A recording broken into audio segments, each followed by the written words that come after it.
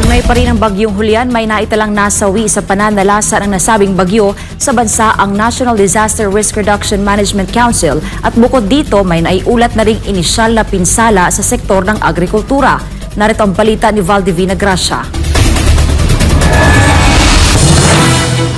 Sa pinakahuling update ng National Disaster Risk Reduction and Management Council o NDRRMC sa epekto ng bagyong Julian sa bansa, umaga ng Huwebes, 2 na ang naiulat ng ahensya na nasawi. Nagmula mga ito sa Region 1 at Cordillera Administrative Region o CAR. Pero pagdilinaw ng NDRRMC, for validation pa ang naiulat na casualty. Bukod dito, 8 ang kumpirmadong nasaktan sa pananalasa ng bagyo na naitala sa Region 2 habang isa ang nawawala sa CAR.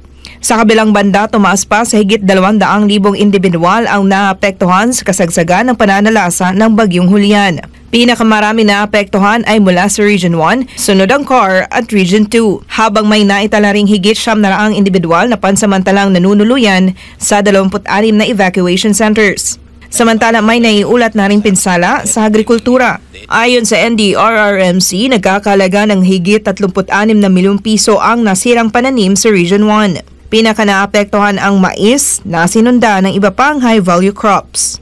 Inaasahan namang madaragdagan pa sa mga susunod na araw ang iniwang epekto ng bagyong Julian. Sa ngayon, aabot sa higit 20 milyong piso na ang naiabot na tulong ng iba't ibang ahensya ng pamahalaan sa mga naapektuhan ng bagyong Julian.